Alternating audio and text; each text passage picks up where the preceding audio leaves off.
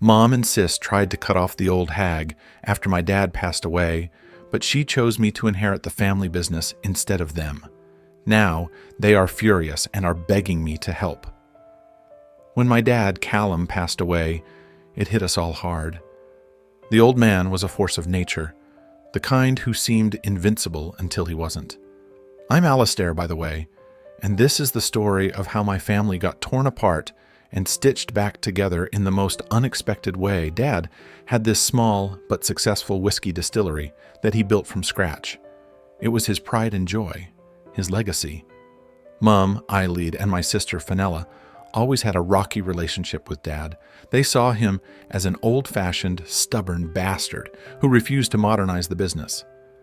When he died, they didn't waste any time trying to cut out the old hag, as they called Granny Morag. Granny Morag was a tough old bird, sharp as a tack, and with a wit that could cut through steel. She wasn't about to let them push her aside. I thought they'd at least have the decency to wait until after the funeral to start their scheming, but I guess I gave them too much credit. The day of the will reading was tense. We all gathered in the lawyer's office, the air thick with anticipation and barely concealed animosity. Mum and Fenella were smug, probably thinking they'd finally get their hands on the distillery. I was just there out of obligation, not expecting much. But when the lawyer read the will, jaws dropped. Dad had left the distillery to Granny Morag, with a clause that she'd pass it on to me if she deemed me fit. The old hag had the last laugh. Mum and Fenella looked like they'd been slapped.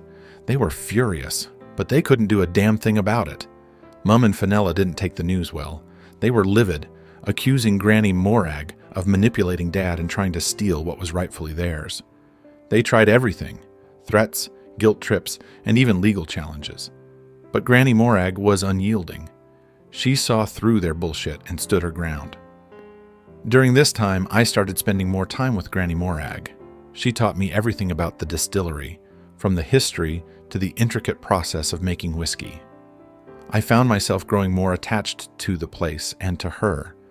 The more I learned, the more I understood why Dad was so passionate about it. One evening, after a particularly nasty confrontation with Mum and Fenella, Granny Morag called me into her study.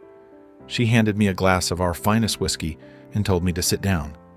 With a serious look in her eyes, she said, "Alistair, it's time you took over. The distillery needs someone who cares, someone who understands its value." I was stunned.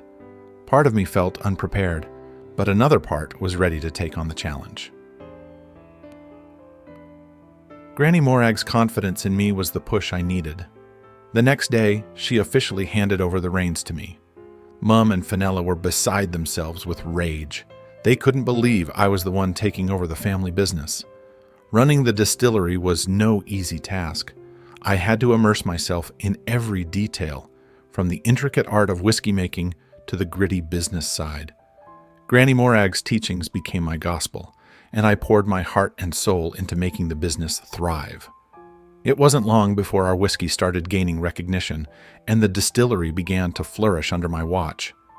Mum and Fenella, on the other hand, were falling apart. Their schemes to sabotage me and the distillery backfired spectacularly. They tried everything from spreading rumors to meddling with suppliers, but each attempt only solidified my resolve and gained me more respect within the community. It was a vicious cycle of their spite, fueling my determination. One rainy evening, I was in the distillery's office, buried in paperwork, when I got a call from Granny Morag. Her voice was heavy, a tone I hadn't heard before. "Alistair, your mum and sister are here. They're in a right state. You need to come home." I sighed, already feeling the weight of what was to come. When I arrived, Mum and Fenella were sitting in the living room, looking more disheveled than I'd ever seen them. Mum's eyes were red from crying, and Fenella's face was a mask of desperation. "Alistair, we need your help," Mum started, her voice trembling. "We've hit rock bottom. We lost everything trying to fight ye."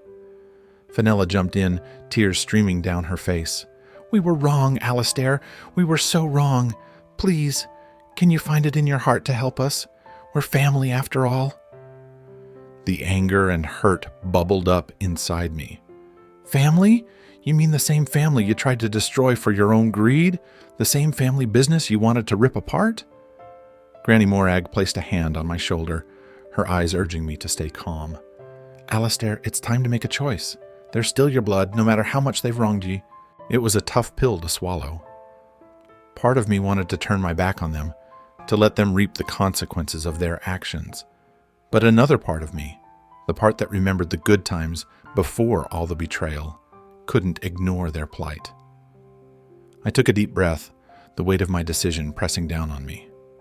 All right, I said, my voice firm but not unkind. I'll help you, but on my terms. You both will work for the distillery, starting from the bottom. You'll earn your keep and prove that you can respect what Dad and Granny Morag built. Mum and Fenella nodded eagerly, relief washing over their faces. Thank ye, Alistair. We won't let you down, Mum said, her voice filled with sincerity. The transition was far from smooth. There were countless heated arguments, moments when old grudges flared up, and times when I questioned my decision.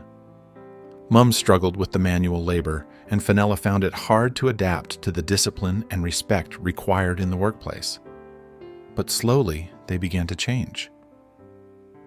One day, after a particularly grueling week, Fenella approached me in the distillery. She looked exhausted, but there was a new determination in her eyes.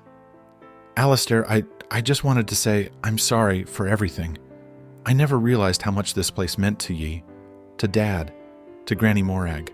I was blinded by my own greed. Her words took me by surprise. I could see the genuine regret and remorse. It's not easy, Fenella, but it means a lot that you said that. Let's just focus on making this place the best it can be together.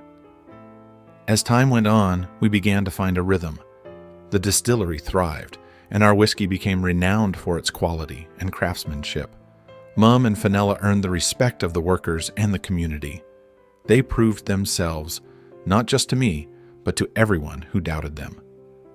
Granny Morag, ever the wise matriarch, watched with a proud smile as our family slowly healed. She'd often say, "It's nae about the mistakes ye make, but how ye mend them that defines ye." In the end, our family business wasn't just about whiskey. It became a symbol of resilience, forgiveness, and the unbreakable bonds of family. Life has a funny way of teaching us lessons, and through all the chaos and drama, I learned that family, with all its flaws, is worth fighting for.